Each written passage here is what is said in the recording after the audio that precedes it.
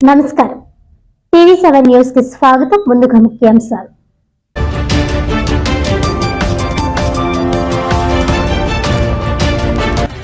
కాకినాడలో ఘనంగా తెలుగుదేశం పార్టీ జిల్లా మహానాడు.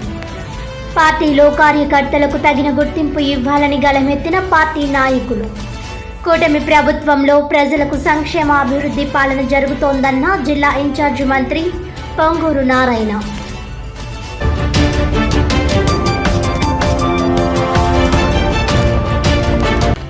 జిల్లాలో భక్తి శ్రద్ధలతో హనుమాన్ జయంతి వేడుకలు.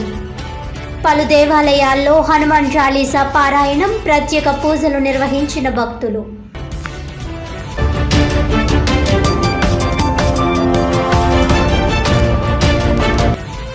Kakinada rural Ramanayyapeta APIIC main road వద్ద 57 రోజులుగా చలివేంద్రం. పాలిక మోహన్, నాగరాజు, త్రినాథరావుల సహకారంతో గురువారం మజ్జిగ వితరణ.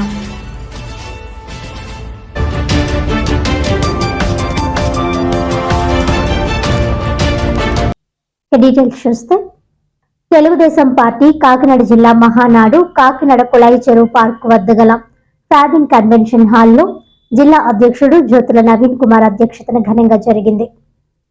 తొలుత పార్టీ పతాకాన్ని ఎగురవేసి స్వర్గీయ ఎన్టీఆర్ విగ్రహానికి పూలమాలలు వేసి ఘనంగా నివాళులర్పించారు.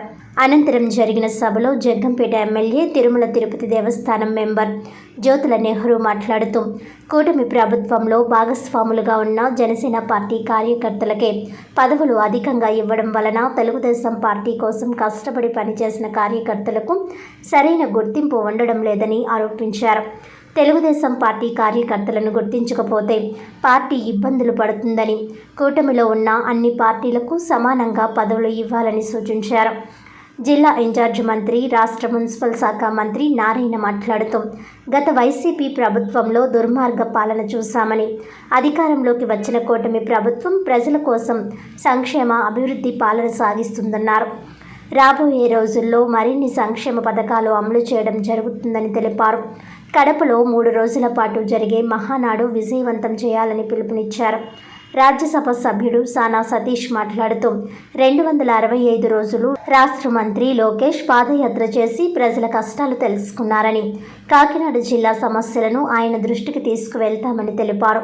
మత్స్యకారులకు 20,000 రూపాయల భరోసా ఇస్తామని ఇచ్చిన మాట నిలబెట్టుకున్న నాయకుడు నారా లోకేష్ అని తెలిపారు.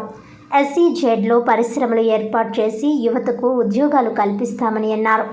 ఈ సందర్భంగా పలు తీర్మానాలు చేశారు.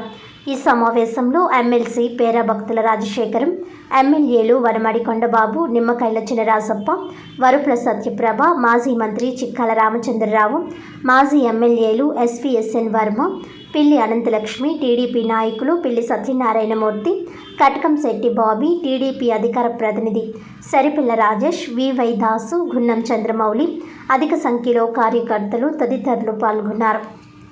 2 సంవత్సరాలకి ఒకసారి చాలా పటిష్టంగా నిర్వహించుకుంటాం. నేను ఖచ్చితంగా ఇవాళ అదే అనాలోచిత విధానమా, ఆలోచన సక్రమైనటువంటి విధానం అన్నది కాలం చెప్తుంది.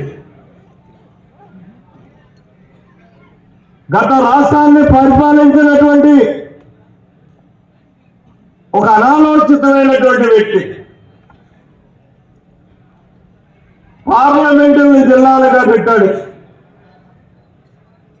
వాస్తవంగా ఇవాళ నాకు కనిపిస్తుంది, ఆర్డీఓ స్థాయి కలెక్టర్ ఆర్డీఓ స్థాయికి దిగజారినటువంటి పరిస్థితి. పని కనపడుతుందా,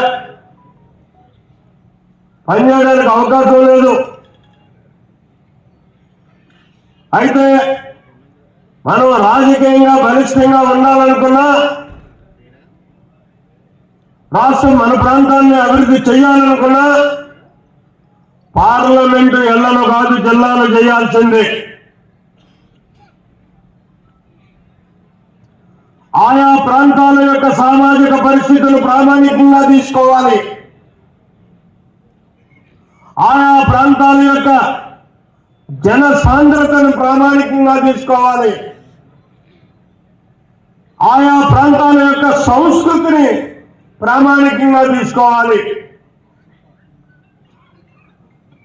అవి జిల్లాలుగా ఏర్పడగలిగినట్టయితే అక్కడ ఉన్నటువంటి ప్రజానీకం కలిసి పనిచేసుకోవడానికి, అధికారులు మంచి అవగాహనతో పనిచేయడానికి అవకాశం ఉండేటటువంటి ఉత్తమ పరిపాలన రావడం జరుగుతుంది.